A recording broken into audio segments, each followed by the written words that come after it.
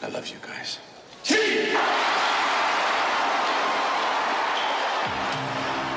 Welcome to the Torg Stories Podcast. We're doing the Ted Lasso final episode. At least it was supposed to be the final episode when it came out. Season 3 finale, titled So Long Farewell, and last episode of a television show. What are you looking for? Like most people, I think I'm looking for resolution, right? I'm looking for resolution on storylines that they've introduced to us. I'm kind of looking for happy endings. So those are the kind of the things I'm focused on. I actually enjoy shows that run it into the ground. Like they never want to say goodbye until they're forced to say goodbye. And they're always like, oh, you should have said goodbye 2 seasons ago. No, I enjoy bits of you. Even if you degraded, I enjoy bits of you. You still have your essence in there, is what I'm saying. So I'm glad Ted Lasso's continuing. Why not continue? You're successful. Actors should be happy to have a successful show once in their life. And if they do, run it to the ground, get as much money as you can. That's my philosophy. I like your word resolution. I think that I just watched maybe half in their television show called 24 or something like that. Yes, I watched the mini 24s. The first season of 24, perfection. Yeah. And I really liked it, but they were big on the cliffhangers. There wasn't much resolution. And then I kind of read around and heard this show doesn't go anywhere. It actually eventually gets canceled. They didn't even know if there'd be another series. So in the case of Ted Lasso, and I didn't know how much I wanted to get into talking about the episode before we laid the groundwork on what we want out of a last episode, but this stands alone. It's over. Sure, there's room for more stories, but I feel a plan that was executed from season 1, episode 1 to the last episode of season 3 that was satisfying. I will say when they have a plan, the producers, the showrunner, the writers, whatever, when they have a plan and it plays out, that is satisfying, and maybe you don't run into the ground. But I think most shows don't have a plan. And they act like they have a plan. I've been disappointed so many times on mythology shows that don't deliver in the end. It's because they're making it up as they go along. And when you make it up as you go along, it's hard to land the plane safely, right? So yeah, you're right. This show did seem to have a plan, so maybe it's not so great it's coming back. I don't know. We'll see.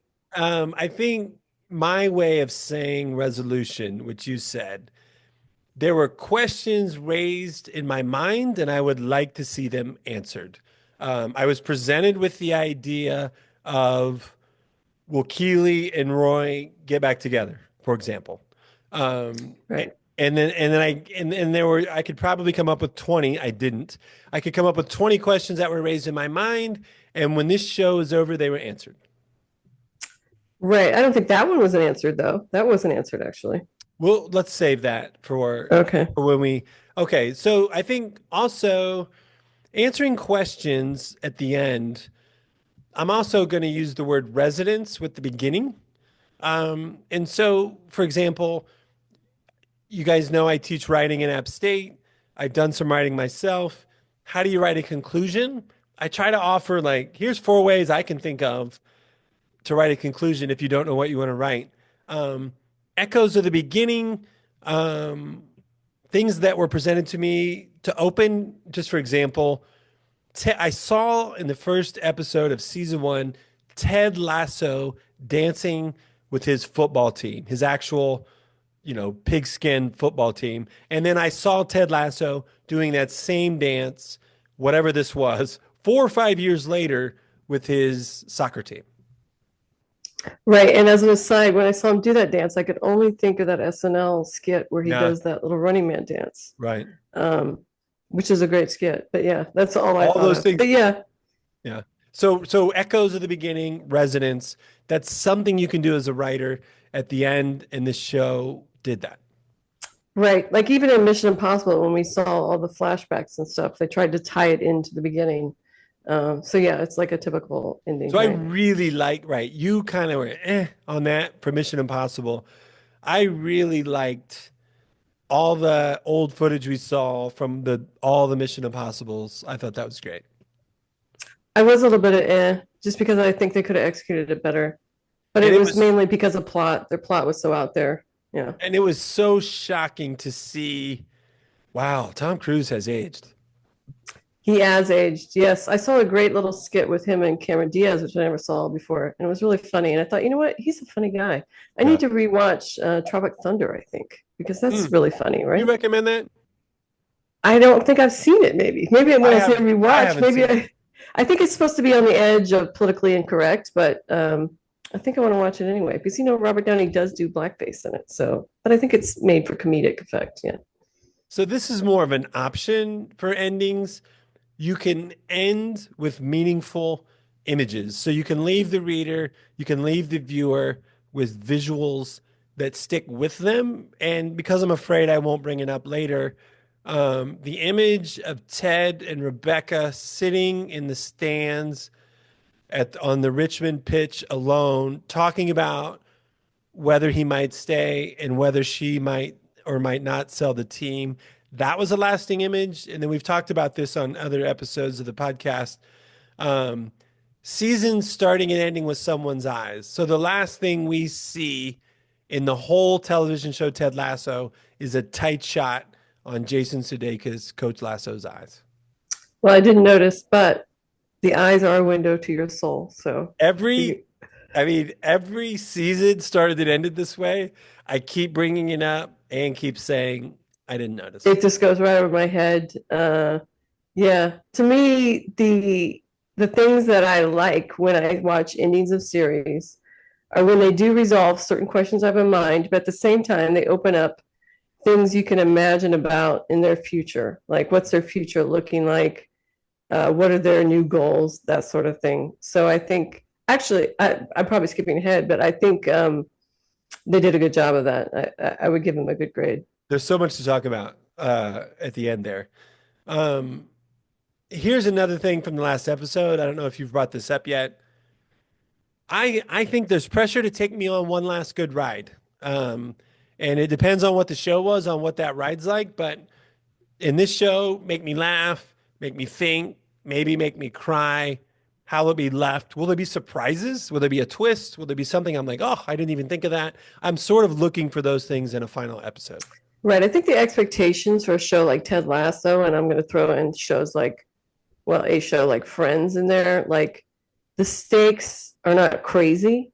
Yeah. Like so many shows like Lost or even 24 or Sopranos, like Game of Thrones, like the stakes are huge and your expectation is huge and it's really hard to live up to. Whereas a comedic, I don't know, comedic romantic comedy, I don't know what you want to call this, Yeah. is the expectations can be much more real life-ish. And so they can be easier to deliver upon. I think I think you're probably going to agree with this. And I don't really, but so when you talk about the great television shows, I hear Sopranos, I hear Breaking Bad, I hear Game of Thrones, I hear The Wire. Am I forgetting any? Not off the top of my head. So No, Ted sorry. Lasso does not get thrown into that list. Whereas for me, it might be my favorite television show of all time. Why don't you think Ted Lasso is thrown into that list? I mean, it doesn't throw into my list. Right, It I just figured it throws did. into my list as a medium show. It's a humorous show, but it doesn't really make me laugh out loud. It's a poignant show. It has real life friendships, so that gets a thumbs up. It has good lessons, good values. So I would give it, an A minus or something. I would give it as a really good show. But I think the comedy isn't really there for me. It's not quite as funny enough as it maybe I would like Yep. it to be. But it's What's the still a good funniest show. what's the funniest television show you've watched? I mean, if you just want to laugh over and over, um, like 30 Rock or something, but it's not even a show I would watch again, but it's a show that would make me laugh over and over. And that spinoff with Kimmy, I can't think of what it's called, with Kimmy and Titus on Netflix. I see clips on that show and I'll laugh all day. It's a hilarious show. Why can't I think of what that's called? Damn it. So I would Um, go, I mean, I think Seinfeld would be my second funniest show. Seinfeld, though, one of the worst finales ever. Yes. Yeah, well, right. That's our next question. Yeah. Seinfeld, very funny show. I agree. Agree. I laugh. And then Friends, does Between Two Ferns count as a show? No, I don't really think so, but it Because is that's a top funny. three show for me. Yeah, yeah. I haven't watched. I've watched clips of My Two Friends, but I've never sat down and watched a show of Episode, it. episode, episode. Episodes of it. Yeah, I mean, Friends to me is like a Ted Lasso. It's in the Ted Lasso vein.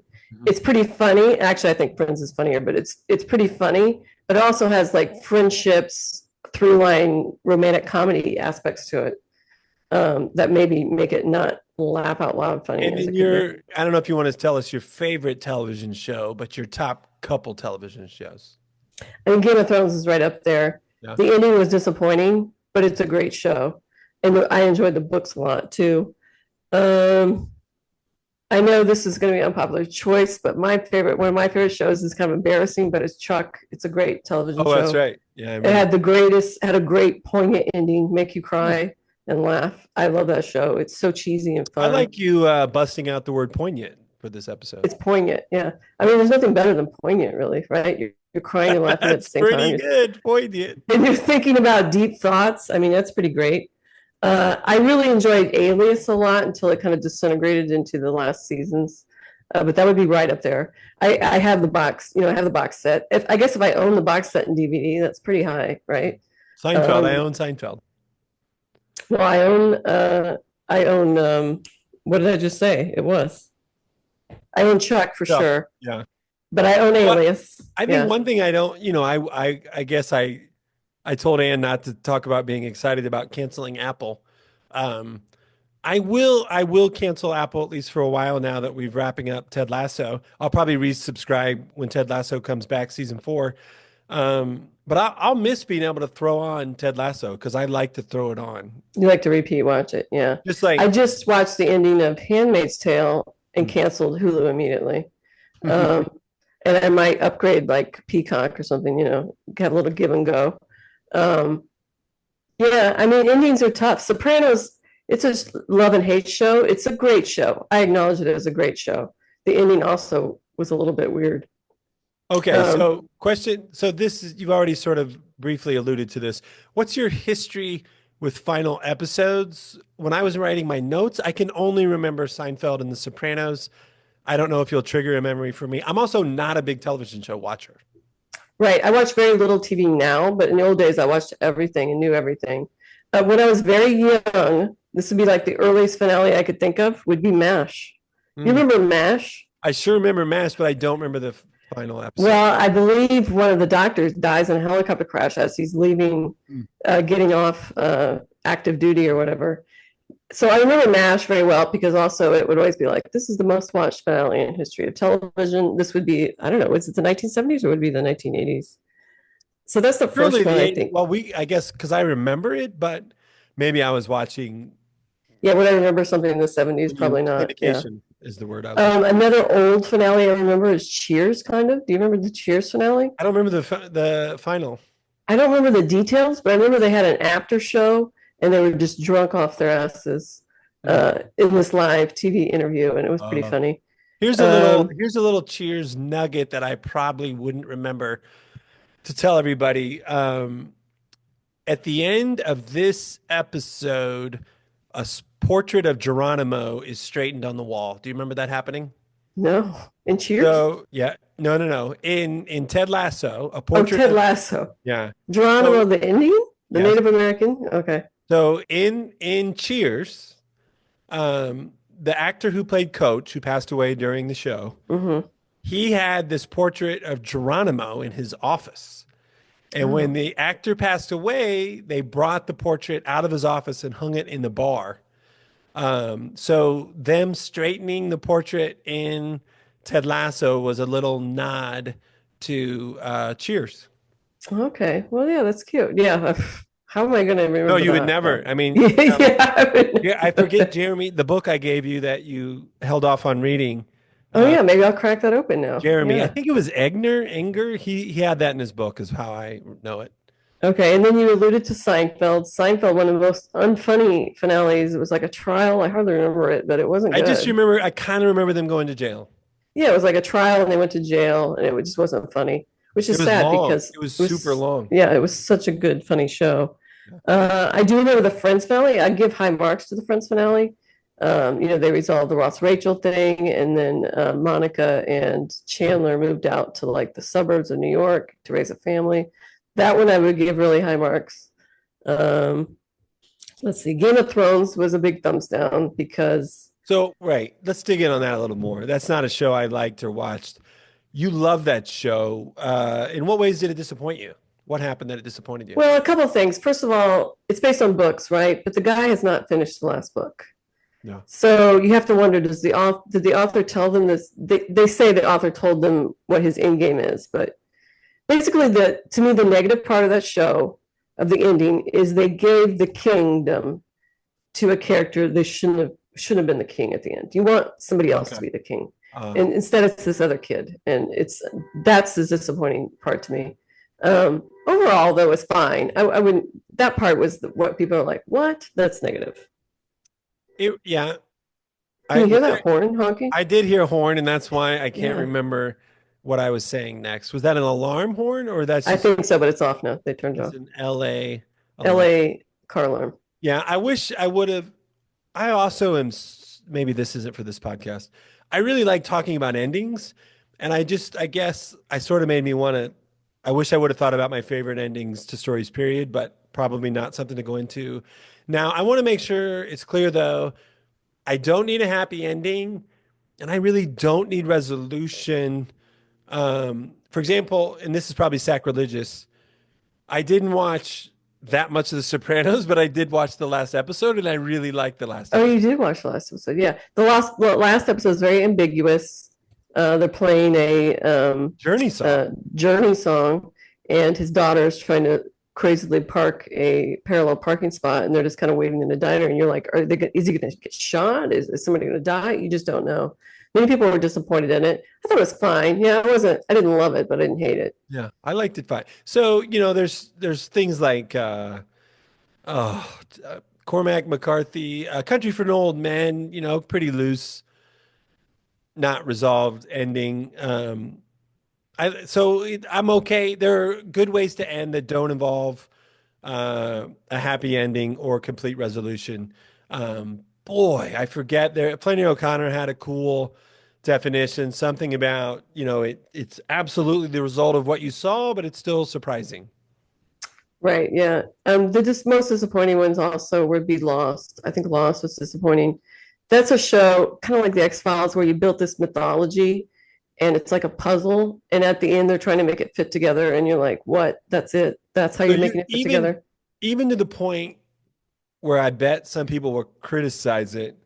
Um, Ted Lasso is a huge puzzle with many, many pieces that fit together almost perfectly at the end to the point where you're like, that's really perfect. I feel like they Right. touched on every tiny storyline in this episode and put a bow on it. Yeah, but I think a couple storylines don't have a bow in it. Okay. Even Ted himself does not have a bow in it to me. And maybe that's why it is continuing on.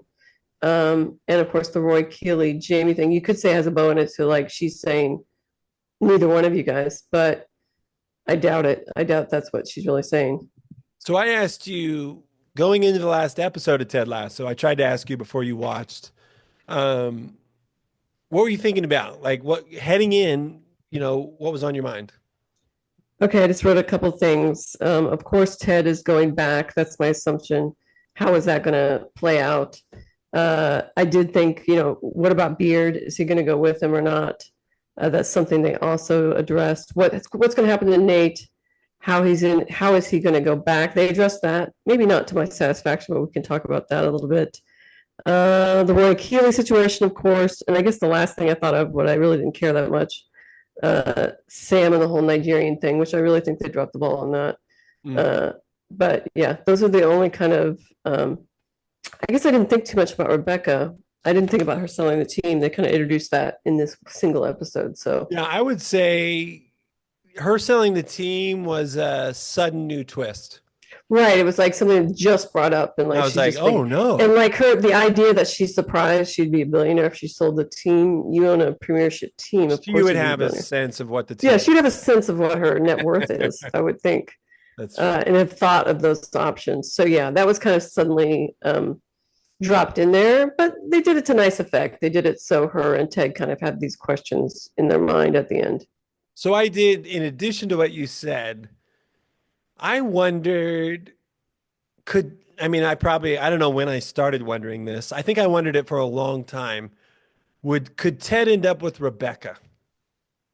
Right, and they kind of did a fake out They at the did. end of the beginning, but I'll tell you, when they did the fake out, I was surprised. I was like, that's coming out of nowhere. Um, you might have thought that in the beginning, but they really pushed that aside. I mean, he slept with her best friend. Yeah. If somebody sleeps with my best friend, I'm not really going to have a relationship with them, I don't think. I mean, maybe, who knows?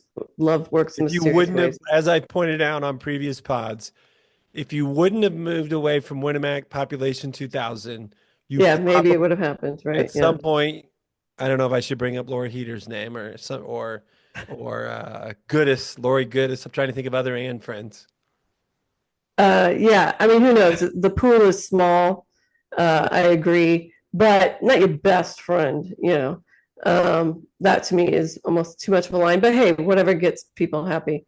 Right. But yeah, it kind of sprang out of nowhere. I was a little bit shocked. I was like, oh, that's interesting. But then they obviously played it for laughs with a gas leak, which, hello, all of these guys would just get a hotel room, surely, wouldn't they? They're rich. They're not struggling for money. I'm not going to I go don't know. I go to just heard Rebecca's how house with I can't beer. remember. I was listening to a podcast where Val Kilmer stayed in somebody's house for a I month. heard that too, actually. I forget. It was that guy from SNL, somebody you wouldn't Yeah. really think at all. Yeah. And Will, he's in a new yeah, I can't think of his television name. show. Oh, he's on the Last Man on Earth. no, the four Yeah. seasons. Yes. Yeah. Four Seasons, right? Which I didn't know was an Alan Alda movie long ago because it's on Netflix now too. Oh, is it? Oh, I did know that was Alden movie, but I didn't know it was that guy's movie. So it's a television show, the Four Okay. Seasons, and it's got who's the 30 Rock girl? Tina Fey. Yeah, it has Tina Fey on it. Steve Carell. What's Uh, that guy's name again? The main guy? I know I can't. Alan Alda, you talking about No, or the guy we just talked about. Steve Carell? No, with Val Kilmer. Oh, I don't know that guy. I can't remember that guy's It's name. Will something, right? Yeah. What is it? Will? Will something. And he was in I mean, it's that. not Will Ferrell, obviously, We're way but off. Here we go. we are. My actual note was, will Ted end up with someone like Rebecca or Sassy? Right, yeah, which I like Sassy. I do too. I mean, they wouldn't really have a relationship, would they, Sassy seems though? like fun. I Sassy think seems like a lot of fun. She seems like a friends with benefits kind of gal. I like Uh, her personality as a foil to Ted's. Like she's right, yeah, together. You're right, like not yeah. good. Yeah. Okay. But I think she's also a person who doesn't appear to want a real relationship either. She just wants to kind of go through life, I So I think. also wondered, could Roy or Jamie end up with Keeley? By the time we've reached the end, I just like Jamie better for Keeley. I think they look like they go together. No, I don't. I don't. Well, in fact, when they brought it up, I was like, there's no indication to me that she wants to be back with Jamie. She just wants to be a friend with Jamie. Who's a So I good don't guy? see it. Who would you set Keeley up with? I think her and Roy are very good together. They're kind of Oh, you opposite. They're do? good. Oh, Yeah. like But I'm Timothy not like a huge Keeley Timothy person either. Chalamet seems like a good setup for Keeley. No, he's like a little boy He's too comparative young to her. She's because like a she's grown 30. woman. So I've got to go 40-year-old, Well, 35. Timothy Chalamet's probably 28 or 29, but he seems like he's 16, doesn't he? I don't know. Sure, he looks younger. Yeah. And then the other question I had, which maybe you didn't think about at all, I wondered how the team would do. Right, yeah. I had an inkling they would lose. I felt like They they were didn't going to make lose them though. lose. They won, but yet they lost. They got second, yeah. Yeah. So they Um, achieved something great, but yet you're not going to give them the whole thing it's yet. a really interesting. We don't have that. Do we have this in American sports where we're like, did they advance to they're already in the top league, right? They're in the Premiership, but then there's the Champions League, What are which they? I almost think of as like a semifinals. It's not like a league, but it's like a mini tournament at the end of the year. They just had the Champions League final yesterday. So PSG so Paris, they, whatever they're called, won. they did move. They moved up into a new league that's not really a standalone league. I don't know if they made it to the Champions League because I they thought didn't I had a. win. I think they did because they got second. I don't know. Maybe. I mean, look, we don't know. I rewatched it to try to figure out what happened. Well, all you'd have to do is Google it. How do people get in the Champions League? I think the champion of each league, the Premier League champion, the whatever league France is in champion, the Spain champion, they are all in a little tournament at the end to be called the Champions League, and they're determined the champion. You see what I'm saying? The Oh, I champions from all the different leagues are together, and they have a little tournament. That's the Champions League. but I also felt like the show. Well, we probably should get off this because we don't. Yeah, know this is not about that it. interesting. But it's. I felt like the equivalent happened as the NFL season ends, and the Minnesota Vikings are the champs because they had the best record and they won the tiebreaker, and now it's over and there's no playoffs or Super Bowl. That's what I thought I understood happened. I think it did happen, but there is, in a way, a playoff Super Bowl, and it's called the Champions League, and just the one champion gets to advance to that. So, like the winner of the G League would play in this tournament in the United States. No, I'm talking about top leagues. Well, we've got the NFL. Who would Yeah, be we don't even get to participate in it because we're not good enough. But it's like the champions of Europe, is what I think it is. Okay, so there's other leagues and the Premier. Okay, we'll The stop. Premier League is just the English league, right? Anybody probably who plays FIFA wants Yeah, they're like yelling at us. Yeah, let's to do just better. move on. So I don't know how much I've got overall observations, questions. I ask you to come up with some observations or questions. And then I also wrote down 9 main characters and just sort of wanted to see what you thought about where they started and where they ended. And I do have kind of a blow by blow of the episode. Should I hurry through the blow by blow and see what you want to talk about, or should I just skip that part? Why don't you do your observations? The questions are more type the end. I don't think we need a blow by blow because your observations will bring up the blow by blow. Yeah. Okay, here we go.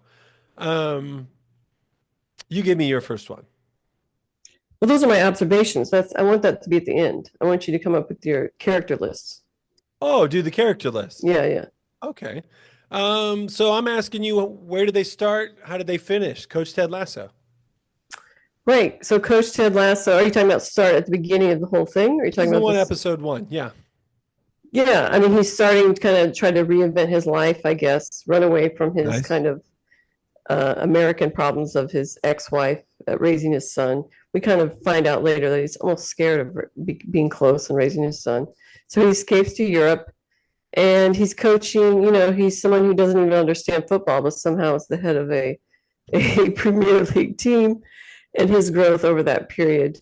So he started as basically unknown loser coach and turned into a champion coach at the end. So his arc is pretty successful. And also he's absolutely transformed the lives of everyone he's touched, really, Ooh, for that's the a really better, good one. right? And good He's job on that. Yeah, not only about his personal growth, but he's actually transformed everyone around him in a better way, if you hold the same kind of values, which I think most people do.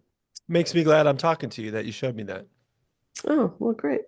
I said he's full of pain from divorce, not dealing with his father's death and the end of his marriage. And he's traveled to a much more mentally healthy place where it looks like maybe he's going to reconcile his marriage, which seemed impossible when this started. Right, he's full of buried pain, pain he doesn't address, and he has an outward appearance of happiness, contentment, joy, all that, which does transform other people, but they kind of help him deal with his own inner pain and be honest with himself about his own He's pain. not wearing that happy mask as much as he was. Right, yeah, exactly. He's being more honest about his own And emotions, as he demands of everybody else to be honest, but he was never being honest with himself. Yeah. And then, we're not doing probably much of the blow by blow from the episode. So do you agree that, at the end of the episode, it looks like Ted's moving in, doesn't it, to his ex-wife's house and his kid's house? No, I don't think it looked like he was moving in. I think he Really? was just arriving and saying hello. Oh, I think that's over. I think she kicked out her. Maybe, but he's not moving in. That's ridiculous. I don't What's he think he's walking moving in there with that giant suitcase for? because he just got there. He doesn't have housing yet. He's staying with her, right? Yeah, I don't look at it like that, but maybe I'm being stupid. I don't know. And they So, they they did sort of exchange a. So the last thing we know about Ted Lasso is he's coaching his son in a little soccer league. He's doing the opposite of JJ Redick. JJ Redick coached the youth basketball league, then he coached the Lakers. Ted's kind of coaching the Lakers and then quitting that to coach his son. right. And that was one of my questions at the end, observations. Really don't get a resolution on Ted. What is he going to do? I mean, I don't believe he's going to be the coach of his son's soccer league the rest of his life. What's his job, right? Of course, he has Yeah, how money. can he He make has money? money. He's not a teacher like you. You know, what's he doing with his free time? Yeah. He does have Uh, money. yeah, he has some money, but he was paid well, but he wasn't one of the best well paid he was about to be if he stuck with it. Just So like what's his future? Is he going back to American football? Is he going back to football? Is he going to try to get a coach at college? We I don't like know. that. What will Ted's job be? I haven't thought of that. What do you think? Right, that's what I'm saying. That wasn't resolved, and those are all options, He'd I be a think. soccer trainer. He could be a soccer coach for a college or something like that. I think would be So he was probably previously a college football coach. right. He was a college football coach. So that's our I best feel like guess. he's pushed back on football. Now he's a soccer That's our best. guy. Our best guess is he's going to coach a college football team. No, my best guess was he would coach a college soccer team. Okay. All right. Yeah, Okay. I think he's staying with soccer. Moving on, Rebecca. Rebecca got a bow tied really on her storyline. She decides, hey, I want to I don't want to just sell to anybody. I want to sell it to the fans, just like the Packers, right? Aren't the Packers owned by Yes, good example. I was fans? That's thinking the of the only same. people I know that are owned by the fans. Although she owns 51%, so she still has full control. I mean, that's the best of worlds, right? You get all this money and you still have control of everything. So that's great. I think very fitting. And then this Dutch guy comes back and she sees the little child part of her fortune from the Had you fortune teller. forgotten about the Dutch guy, or did you think he might come back? When I saw him, I wasn't surprised. When the little kid came, I knew immediately what it was. He And was I was back. surprised he's a pilot. I didn't hear that he was a pilot. I think it just super briefly was mentioned that he was a pilot. Or there He was. actually looked less attractive in his pilot's uniform than he did normally, which is weird because you think You normally liked pilot's him in uniform. Amsterdam on his I boat, liked him in Amsterdam on the boat with a rough kind of edge to him, and now he's like, oh, a clean cut pilot. right? Although those pilots can be a little wild and crazy, can't they? So So we left out. Rebecca started by trying to ruin Richmond to get back at her ex-husband, and she was consumed by her ex-husband, to now she thinks of the team and its fans as her family. And then you mentioned the rest, where she's doesn't care about her ex-husband, and she's actually ended up with what looks like is going to be a new family. It turns out, is this show saying psychics are correct? right, yes. I don't think it goes that deep, but yeah, I the one of the things psychic thing did come true. one of the things I was going to say, but I felt like people maybe heard enough Torg thoughts on endings.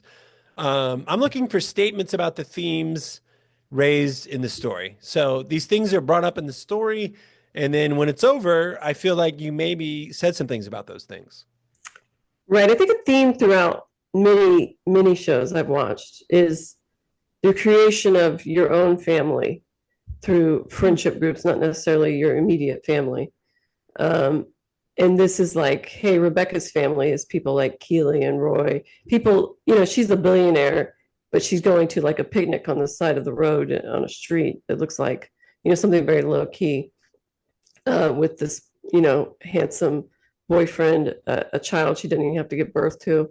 I But like how most people, I like the way you put it, Ann. A child she didn't have to get she didn't have to give birth birth to. to, but What yeah, a she gets to bonus. have a What a child. bonus. It's like You free get a kid and child. you didn't have to have it. Yeah, and maybe the mom's out of the picture. You don't have to deal with this mom. So all good things there. Tom Although does seem to be out of that. I hope the child does have her real mom too. I don't want to sound like a horrible person.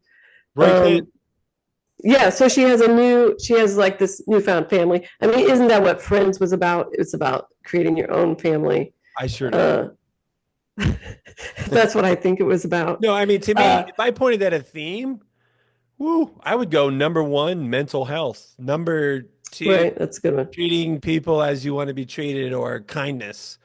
Mental health, good Empathy. vibes. Yeah. Yeah. Kindness is great. Um, Three, if what you're a I, dick, it's going to come back to you like Rupert. I oh, mean, Rupert gets punished for all his bad doings. And you don't you're always my, see that in life, right? I mean, Donald Trump's our president. right. People don't always get punished for their bad doings, but He's, Rupert really does. he's my last one. Should I skip to the last one? Yeah, skip him and let's talk about him now. So I said he goes from a rich and powerful philanderer who owns the team he rooted for as a kid to complete destruction of his family, where he's ridiculed off the pitch by the team and the fan base that he loved. Right, because he couldn't control his own temper and actions. He could have had it all, even after he lost his first team. He has this great second team. And okay, And Bex is cool. Why not, be happy with Bex? yeah, even if you want to cheat on Bex, cheat on her with people out in the real world. Don't cheat on her with people that you pay and that could cause murkiness, to sexual harassment, stuff like that. Cheat on some girl you meet at a bar. But instead, he's just so selfish and into himself. He has to do this and, throw a tantrum on the field. I was wondering why that coach, who was a pundit, right? He was a Yeah. commentator. He was a coach, then he was on TV, then he was a I coach. thought, why is this guy always walking around in shorts? That seems so crazy to me. But they just did it for the joke, obviously, at the end. And people used to wear short shorts for sure. A manager, though, like that? On game Well, day out there with the shorts. I do just you remember what Coach Tim Roth of the Winnipeg Warriors wore? Would he wear that on the sidelines? He wore shorts no matter the temperature. His shorts weren't unusually Well, short. those bike shorts that the coaches wore. Weren't they called bike? Wasn't that the brand? Oh, maybe. Right. Yeah, not bicycle, like bike They were shorts. pretty tight polyester shorts that he They wore. they were coaches' shorts that people wore in the 80s, and I believe the brand was called Bike. And if it was snowing, he would have those on. Okay, well, you got me there. But you would think that the premiership coach, usually they're wearing suits over there, in fact. So yeah. Kevin Larkin, I believe, correct me if I'm wrong, Kevin, 1 year of his high school career, he wore shorts every single day to school. I mean, wearing shorts like that is a very teenage boy thing. So yeah, I believe it. Take that, Herb. Yeah, I mean, teenage boys. Who do you see walking around in 40-degree weather wearing shorts? Right? I think he had the idea that it would be funny if he wore shorts every day, no matter what, and so he really committed to the bit. Yeah. Yeah, and that's not really a Kevin Larkin thing to do. Yeah, when I think Kevin, I don't think hilarious guy. Oh, sorry about that. Well, I just mean he doesn't exude funniness. He's dry funny. Yeah, he's like a dry funny. Yeah. I mean, when people think of you, they don't think podcast host. They should. Yeah. All right, Roy Kent. Roy Kent. I question: is Roy Kent ready for managerdom? Don't forget to talk about where he started. Roy started as a player on his last legs, a star player in his declining years. He didn't bow out too early. He was kind of hanging on for dear life, injured, nasty, and unfriendly to everyone. Now he still has. He has a shell to him, a nasty layer. He's got a gruff side. He has a gruff. That's a gruff exterior, but he's a softy inside, as most people with gruff exteriors actually are. They're just afraid of exposing the weakness of their insides or what they think of insides. That's incredible. I think of a weakness, but we know it's not. And he's grown and become a better person. He's created his own little new family. Is a great uncle, is a great friend to Jamie, people you would never think of, has learned a lot through his relationship with Keeley, and has now taken a leadership role on the team beyond of what you might think possible for him. He's the head coach. He's the head manager, yes. He is in therapy. He's in therapy, that's right. The therapist had a call back at the end. You know what here. I'm sorry, I'm going to circle backwards a second. Do you remember that Rupert's wife, Bex, and the assistant that he was in the relationship with, do you remember that they visited Rebecca last episode? I did remember, yes. Because I thought maybe they would touch on that, but they really didn't. What was that conversation?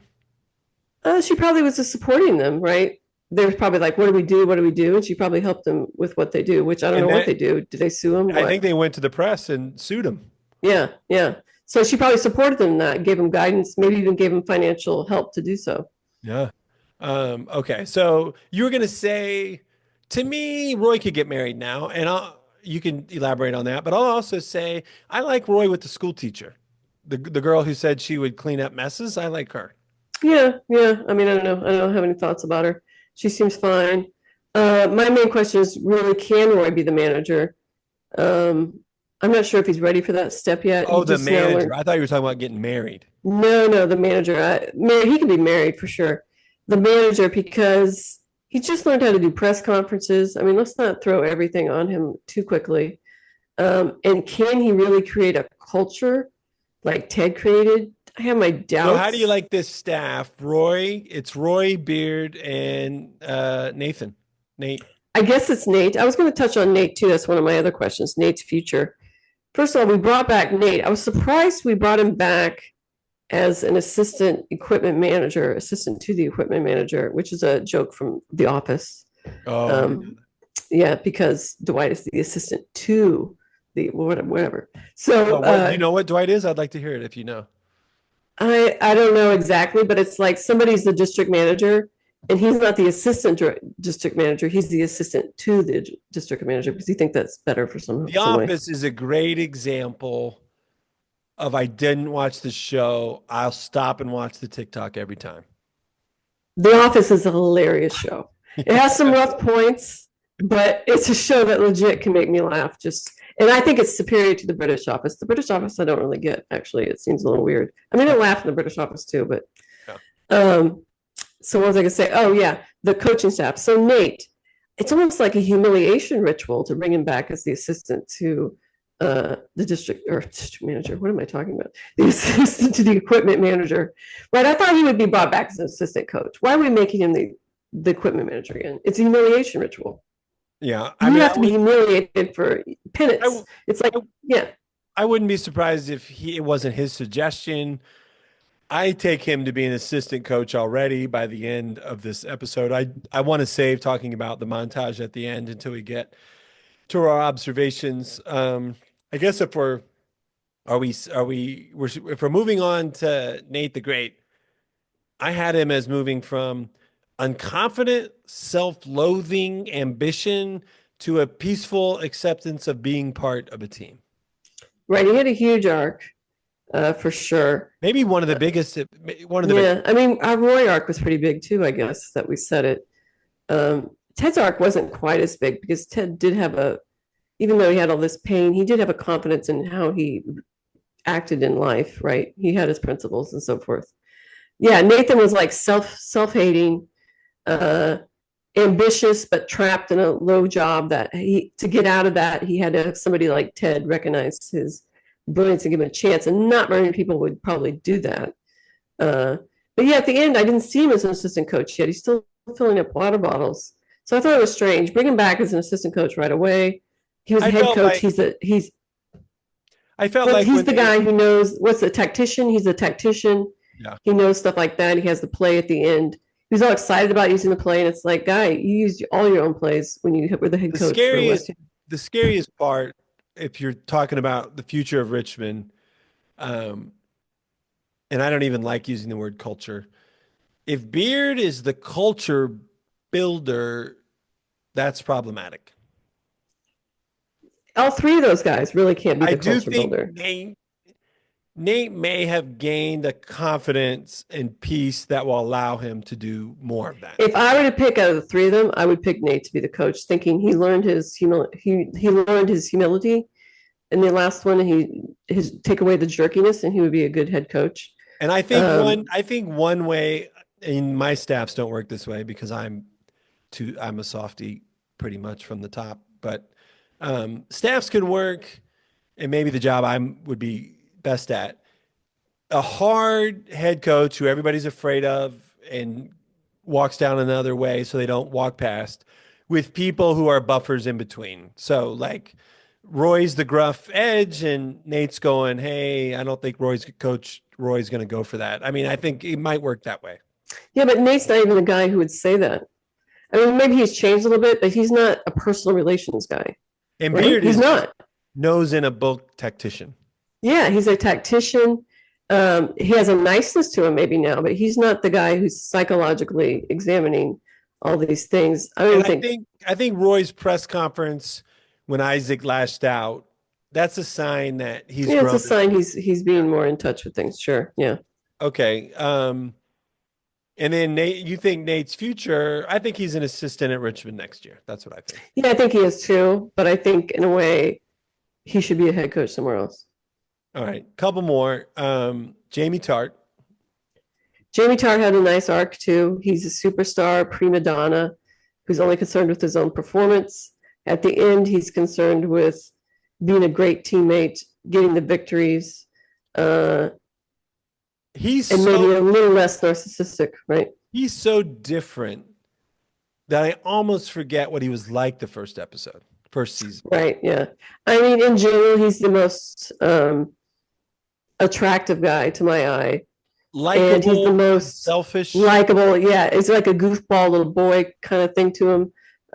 So yeah, he doesn't have like this icky edge to him, like say Roy has or something. But yeah, I guess I changed my mind because I said Roy maybe was the most likely that I would date, but no, I changed my mind.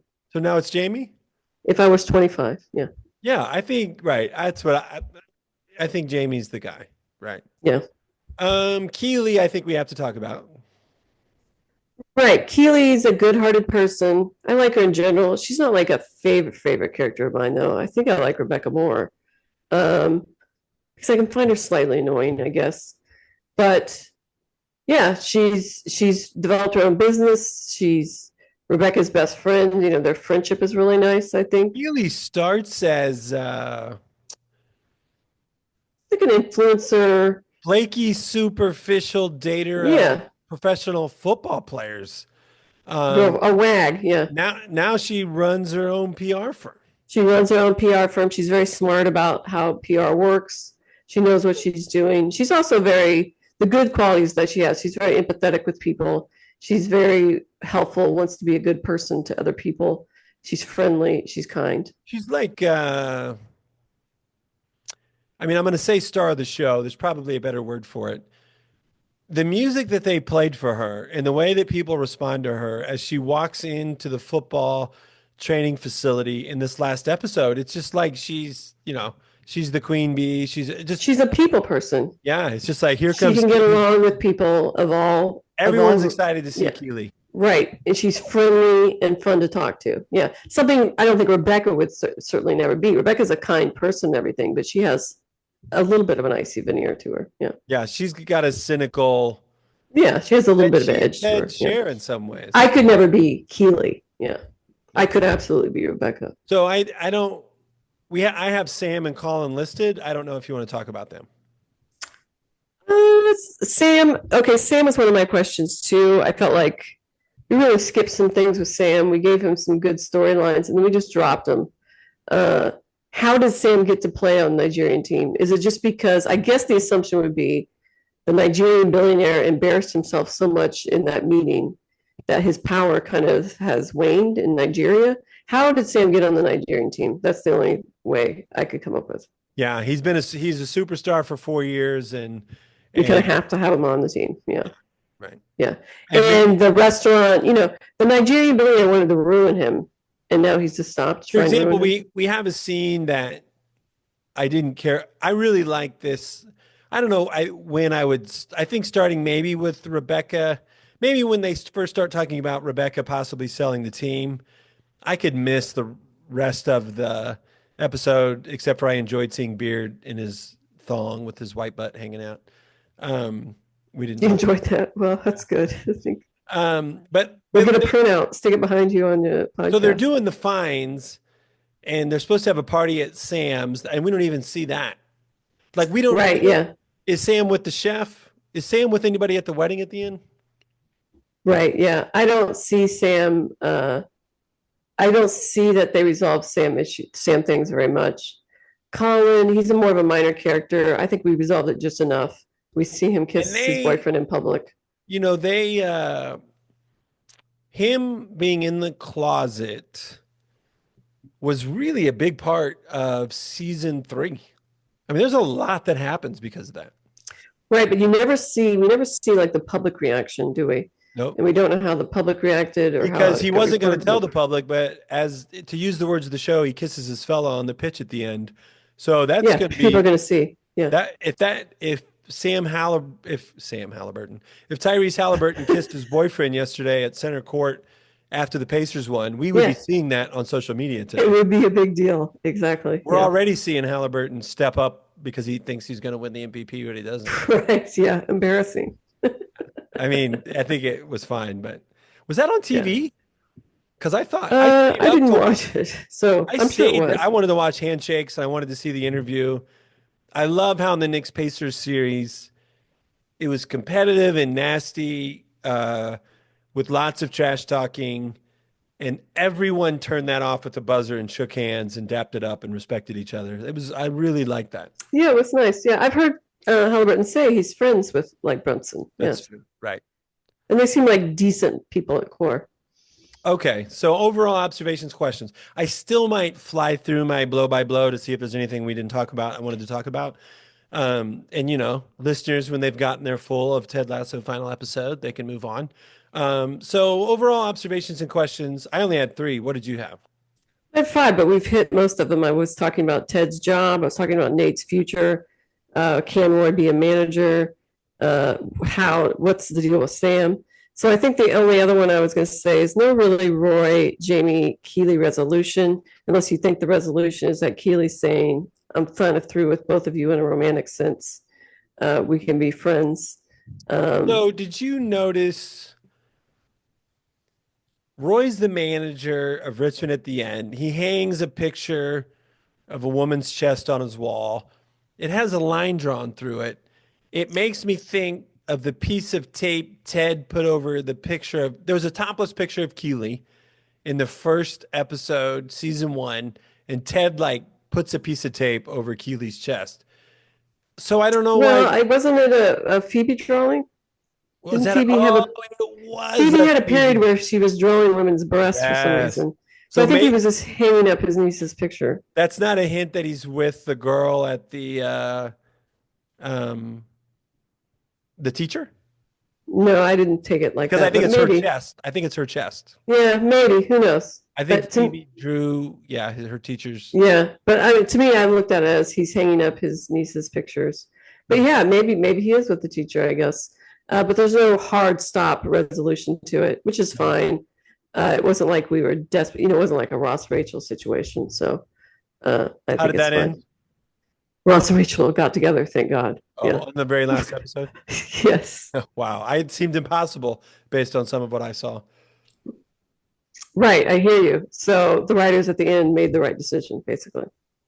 So my first observation was Rebecca and Ted are first bound by the pain, the shared pain of their divorces. And it makes me think of like I guess at least two things. I coached some really bad basketball teams my first 5 years out of college, including a team that only won one game, which had players leaving the school, players kicked off the team for disciplinary reasons, holding the door shut as angry dad tried to slam in the door to come into the locker room, getting threatened where the police had to step in on my way back to the locker room. And that John Burris, who I haven't seen in person for a decade, I think of as one of my great friends because of what we went through together. Like an army buddy. Maybe, right. And Right. then Except you didn't go through war, but still. Yeah. Rob Irwin and Kevin Larkin. I think Rob Irwin was maybe a year and a half ahead of me in getting divorced. And I can't remember if Kevin Larkin was 2 months ahead of me or 2 months behind me. But like those two guys at that period in my life, just the way that the feelings for those guys last, even though I don't see them anymore. And it just made me, and Rebecca and Ted reminded me of that because they went through the ends of their marriages as well.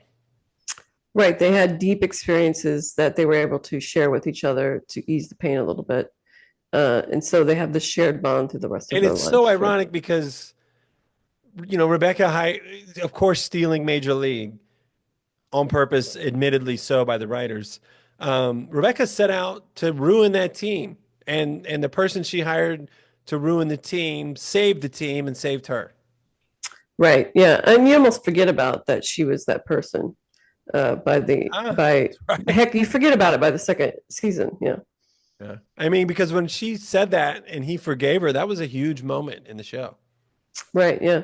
Ted's very good at forgiving. We had Nate weep in his arm. So throw forgiveness into top 5 themes. right. And it's good that Nate had that experience of having to say, I'm sorry. Right. Yeah. So we did get that. We got. Yeah, we did get that. It actually relieves Nate of some of that guilt. Let me say it, as Ted. well. Let me say it, he said. Yeah, exactly. Let me say it. Yeah. Nothing like a weeping person in your arms to make you feel something. This is just a brief observation. Some dude who lives on a houseboat in Amsterdam and is apparently a pilot, and pilots are known to not be paid very well. He has unintentionally ended up with the owner of a Premier League team. That's right. Yes. You know what I thought you were going to say? What? Is pilots, when you say pilots paid very well, pilots are actually paid quite well. I don't know what you're talking about. Oh, really? Yeah. Like if you're a captain of American Airlines, you get paid like $200K a year. You get paid a lot. 250 maybe. I thought you were going to say pilots who are known not to be faithful. I thought that's what you were going to say. Because when I think of pilots, I think of philandering guys who fly around and meet I don't people have at any airports. thoughts about pilots. You're right. And, I only have time to go to AI. The average annual salary for a commercial airline pilot, $87,144. Yeah, we're not talking about a pilot of a Cessna around the corner. We're talking about American Airlines pilot. Yeah. You're right. I'm wrong. And I mean, he had the bars, he had the outfit on. He definitely worked for he probably works for KLM, the Dutch airline. I'm trying to think, we couldn't do. But still, it is a step to a billionaire. So he's probably like, wow, really lucked out on this one. Who owns the Rams? I believe an old the Konskis or something. They own the Denver, right? Am I dreaming that up? They own the Denver Nuggets too? You're not sure. No. So you go on a blind date. You guys hit it off. You want to He's the grandson of them. You want to see each other again. You're like, hey, third outing. What do you do?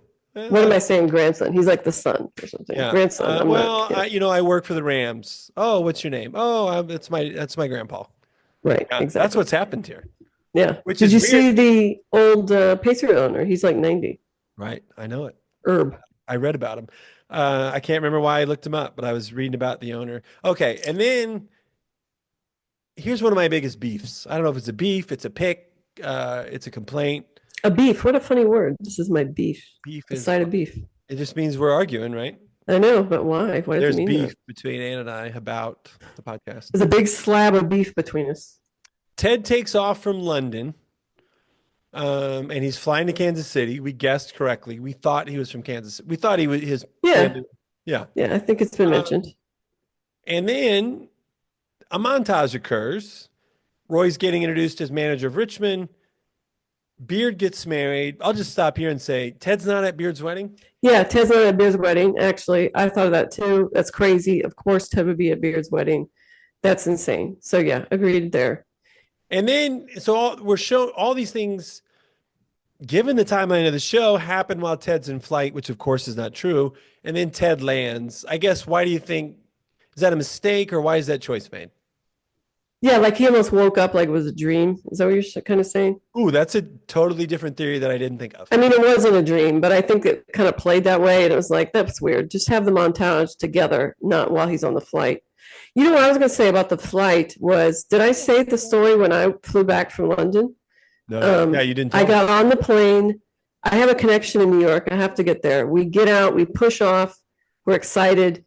We sit on the tarmac forever. I'm like, what is going on? Then they announce someone is sick, which, God bless. I hope you're fine. Yeah. Someone is sick. And then we got to go back to the gate, let this sick, it was a young girl, well, not a young girl, like a 25-year-old woman, let this woman off.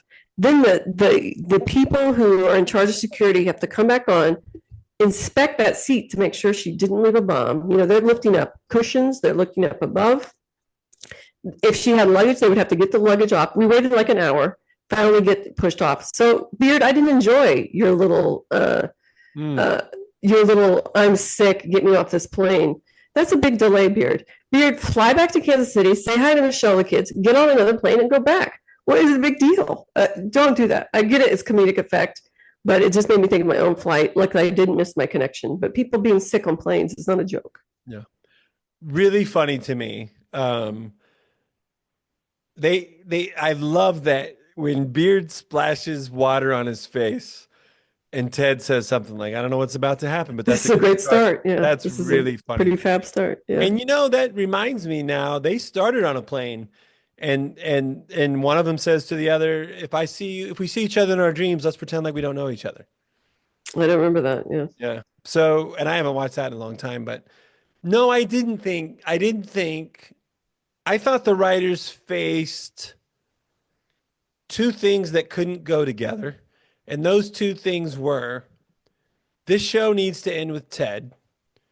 We've already established that we start seasons on somebody's face and we end the season on somebody's face. But we also have this problem that a lot of people want to know what happened with Beard and Jane and Nate and Jade and the team. So to me, they threw that montage in between Ted's takeoff and landing with the understanding like either people aren't going to notice or they're not going to care that we've shown you things that might be a year in advance, um, just so that we can end with Ted. Yeah, but you can show the montage without cutting to him being still on the plane. Show the montage, end with him. Sure, it's different time periods. End with him arriving at the house. We could show that whole montage before then. Just don't cut back to him on a plane like he was dreaming it in his head. And do people really care about Jane and Beard? I sure don't. I mean, I hope Beard's happy, but I don't care about the relationship at all. I hardly know that woman. She seems wacko, and I think it might be better not to marry her. And I didn't need to see them get married. And the unrealism, when I saw that wedding happening, what did I think? And apparently you did too. Oh, Ted's not going to be at this wedding. So it just made me think of the unrealistic portions of that wedding. Don't show wedding, show them having a beer at a pub or something, laughing together. They don't have to be married. Yeah, I think it made me laugh. I thought it was funny. At Stonehenge, I guess. Yeah. It was just funny. Yeah. By the way, I looked it up. You can get married at Stonehenge. Oh, might as well. Everything for a price, right? Yeah. Pretty normal looking people to me were getting married at Stonehenge. It's just like a little package. Never been to Stonehenge. Same. Have no desire. I think you just drive by. The rocks are standing there. So you had Danny with two women. You had Yeah, that made me laugh. Danny's poly. He has a poly lifestyle, we had the guy which I think very realistic. Some of these pro players probably do have lifestyles like that. So that made me laugh. the beard I can after, accept it with Danny. in the Beard After Hours episode. There's the guy that chases them all over the town. He was at the wedding. Did you notice that? Do you Guy remember that when chases him after? Beard comes home Oh, right. You know what? There's a couple guys I didn't recognize. And then Jamie is talking to someone. I guess it's his dad, or is it his dad? It is his dad. Okay. So I thought I it told- has to be his dad, but I don't recognize his dad. So Yeah. the second to last episode, I told you it looked like they cut briefly to Jamie's dad, who looked like he was cheering. It reminded me, and in fact, they may have pulled it from this because of Sudeikis. In the film Hoosiers, they cut to a scene where the drunk dad is in rehab, listening on the radio, and I Right. think maybe in a straitjacket even. Anyway, it's that. So they cut to Jamie's dad in a rehab facility, cheering, watching television. Right. He's having a reconciliation with his dad, which I think is pretty realistic. Yeah. No, I didn't see the guy chasing Beard. I remember him. He was a huge guy. Yeah. So if we talk it out, you maybe could have cut Ted arriving home in Kansas City, and you could have just gone to Ted on the pitch, coaching the little kids, telling his kid not to be a goldfish, making, I think, affectionate eye contact with what was his ex-wife, and now I'm saying they're back together. You could have not had the scene coming home, but you and I differ. I think the scene coming home was to say, we booted that dude out, and he's living there now. Yeah, maybe it's definitely to say the dude's booted out, but I don't buy because the dude couldn't even act like a normal person while Wasn't he's he? watching the Ted Lasso game. Haven't we been annoyed by someone like him?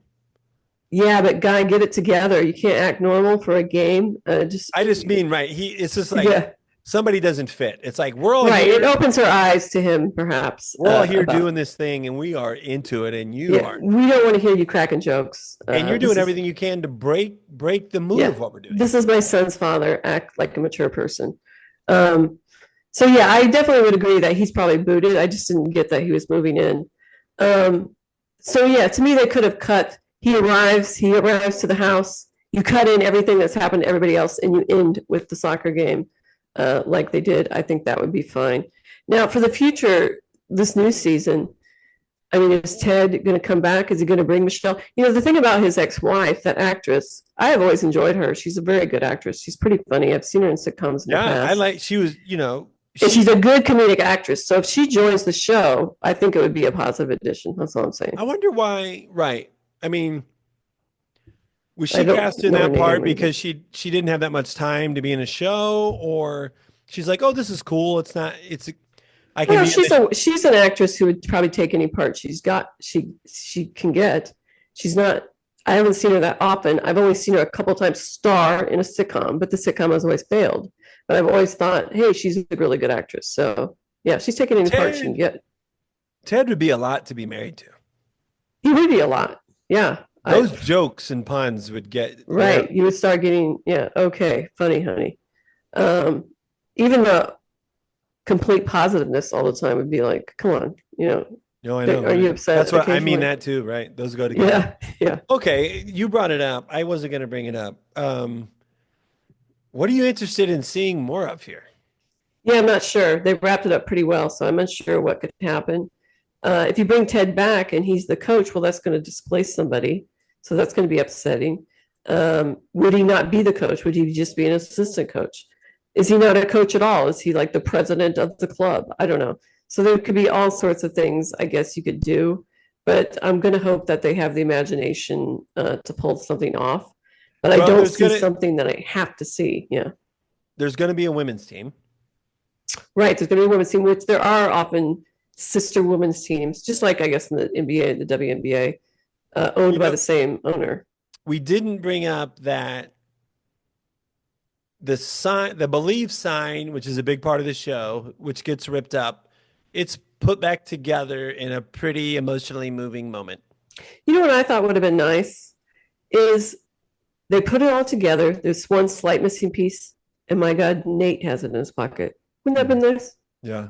That would be cool. As a writer, that's what I would have done. Yeah. Nate didn't seem like he would save it at the time he ripped it up. Maybe. He might though. He was hated so much that he ripped it up to me. So something the sign actually really means a lot to Nate. Looks like Dr. Sharon gets a full-time job with Richmond. Right. Really excited on the bed, Sharon was. So she even transformed herself to open herself up to people. The therapist. I'm just going through some things that we now didn't mention, but might be worth mentioning. Ted learns what offsides is. Right. Ted says, hey, he was offsides. Yes. Isaac kicks that ball through the net. Right. Now that's nice, I guess, but I found that really unrealistic, right? There's going to be, the coach is going to be like, this is the person kicking and you're going to kick. We're not going to give it to the guy who has never apparently done penalty kicks before. That's crazy. I did think it was ridiculous that the ball went through the net. And then I looked it up and it's happened. Oh, I could see that, I guess. Yeah. I watched video this morning. It was a pretty low level pro match where a ball goes through the net and there's confusion and they show a tight shot and it ripped a hole. The net was probably worn. It wasn't a brand new Premier League net that got ripped on one shot, but it has happened before. I found it pretty unrealistic that he took the shot. Rojas take the shot. Sure. Jamie take the shot. That was ridiculous. Yeah. Ted gets a snow globe. Ted gets the Richmond snow globe. It's actually very nice. Yeah. The picnic at Higgins' house you mentioned. Life goes on without Coach Lasso.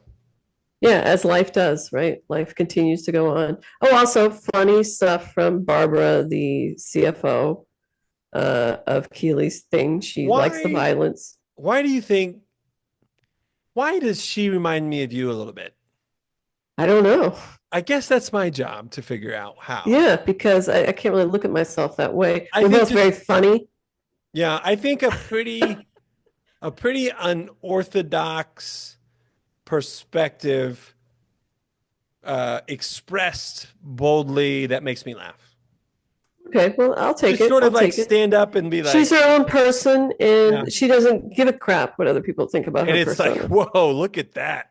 It's just Yeah, pretty unusual the way, but you don't really have the snow I think globe. she's more out there than I am. Yeah, Yeah. I'm Yeah. not I, going to say I the mean, things one of that the things she's. I think of is when you like found that liquor coupon and went and bought a bunch of alcohol to use the coupon, kind of made me think of Yeah, like, I have another coupon from that store. I'm going to go back. I think. you I, haven't even come close to, you're just going to get different stuff. well, I ran out of vodka, and you Oh, should you always did. have some vodka in the freezer. Yeah, Okay. Oh, yours, yeah, in the freezer. I never thought of that. I always put the vodka in the freezer. It's the only I liquor. think so. I think we covered like did to what degree did this show meet the final? I mean, you gave it an A minus. We were pleased with it. I was pleased with it. I thought it was a good show. Zava even sends in a bunch of avocados. I wasn't sure What a where that good huge avocado was coming from, but you what a almost forgot about Zava. what a really good example of what I said earlier. This show did so much to touch on every loose end, and it's like, wow, I can't believe it. Right, Because it threw a lot in you there. could have not mentioned Zava, and I'd have been okay. Right, I just happened to look over and I saw it on my notes. But yeah, Zava. I like Zava. I thought that was a good character. Trent Crimm's book. Oh, Trench Coat book. Okay, I was going to touch on this. All right. You would not give this book to them the day before the game. I mean, do you want to mess with people's heads like this? Hmm. Right? You would give it to them after the whole thing's over. And I Ted's think not going to have time to read this book. These people are preparing for the championship or the premiership. But I get it. Yeah. as someone who writes and is taught writing, I love that Beard immediately starts laying into Trent's writing before he even gets out of the room. Overly prosaic, and so What did he he write hit on the cover? uh what did Beard Beard right. Beard it's just covered in post-it notes and Okay. note. Yeah. So it's just like every sentence almost has a critique. And of course, Coach Lasso's is just don't call it the Lasso way, call it the Richmond way. Right. Yeah. Yeah. But anyway, I found it unrealistic. I get it that we're fitting it into last episode, but you wouldn't give this Somebody book to these guys. somebody should have wrote a book that's copyrighted called The Richmond Way, and they should have sold that book. They would have sold that book. Right. Well, maybe the show should have done that. Yeah. Yeah, they didn't do it, I don't think, because I've Well, looked. they still probably own the rights. So There's a lot of Ted Lasso books out there. And then I don't think titles are copyrighted. Couldn't you call something Star Wars and write a book? I think you could write a book called Star Wars and you would be good. you think so? I don't know. I Yeah. don't think you can copyright a title. I could be wrong. Really? Yeah, I don't think so. Oh, interesting. Maybe you guys text me or I'll I mean, follow there's up. only so many titles. Don't you think about that in music too? It's like there's only so many ways you can put notes in order. Yeah, for sure. Jonathan Lethem, one of my favorite essays, The Ecstasy of Influence, which pretty much it uses lots of musical examples and kind of says like really plagiarism is impossible. Yeah, exactly. Everything's plagiarized. There's no original thought. Like there's only so many stories, right? There's the hero, the quest, all that stuff. Yeah. Right. That's kind of the feelings of it. So Anne, you got a choice here. Maybe you want to think about it. Monday, I'm interviewing North Carolina Basketball Association Women's Coach of the Year, Zach MacArthur from McDowell. I'm assuming you don't want to be part of that interview. I don't want to be anywhere near that. And good luck. I Hope knew it's you great. wouldn't. So I can release that midweek and we can go next Sunday, or you want to think you could have a Sunday off if I release MacArthur. I actually have a pretty off week because we're in a dead period as a coach. So you good for next Sunday, or you want to take a Sunday Why don't we off? play it by ear? We'll see how your interview goes, and you see if it's a good episode. Yeah, maybe Coach MacArthur will be horrible and I won't be able to air it. Yeah, yeah. So I mean, I'm open. I'm pretty free myself. There's no real new shows that we can cover. Well, we can got our always cover. We got our Are the Pacers. Pacers being shellacked, or are they putting up a good fight? We'll be 2 games into the finals. Yeah. That you know what? I'm looking at it as a victory that we made it to the finals. I know. I thought your bet was one of the stupidest bets of the year, and you won it. That's pretty amazing. They should be happy. I'm pretty happy. Now it's like I just don't want them to get blown out, right? And you got to play the games. Maybe they could surprise us, but I just don't want them to get. I don't even. over. Right. I mean, maybe this is bad, but it feels crazy that they made the finals. It does. And now we're just like, who knows? Right, exactly. I mean, that's all I feel is like, okay. Well, I'm thinking of the Boston series last year. We got beat 4-0, but we really put up a good fight. Yeah. So at minimum, that's what I want. I don't want us to get 4-0, 20. We got beat by 30, 20, 30 every game. This is, I'm going to pick out the one thing I want to talk about with the Pacers that's remarkable. When the other team scores, no one hangs their head. No one points fingers. The ball is out of the net and near the other rim in 2 or 3 seconds. It's unbelievable. Right. To me, the Pacers are really fun to watch when they're. No one when they're complains. It's just like, there goes the ball. Next play. Right. It's incredible. The speed at their play is fun to watch. It's no half-court ISO stuff very often. So I'm all happy with that. And maybe that's a good, I feel like the Knicks really would have got killed by OKC. Maybe our style can at least make it a fun game, a more fun game. And OKC can have offensive slumps. Yeah. So there's that. Depth, I mean, Pacer depth, pace, multiple weapons. That's different. Yeah. So I think there's a possibility. Miles Turner was saying, we think this is the new NBA. It's not 2 or 3 top heavy stars. I saw he was like, it's about friendships. Yeah, it was something like that. It was really funny. He was like OKC says, it's about friendships. Maybe OKC says that in their interviews because I know they have weird interviews at the end with everybody around each other. So maybe that's what he's saying. But yeah, I thought that was pretty funny. And so we jumped in on season 2 during the basketball season because I couldn't do anything else. And you saw it all the way through season 3. I appreciate that. Oh, you're welcome. Yeah, I paid that Apple money. Yeah. Most part, it was enjoyable. I think the episodes are pretty good. So I don't, I'm not really bummed about it. It was fine. It was good. Yeah. Thumbs up. All right. Thanks for listening. Good to see you, Ann. Good to see you. I think, how does the bye-bye work? You're supposed to say goodbye, and then I say it. I thought I said good to see you, Ann. Oh, no, I say thanks for listening. Bye-bye.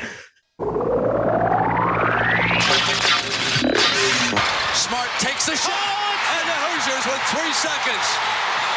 Go ahead. But what we found out is that each one of us is a brain and an athlete and a basket case, a princess, and a criminal.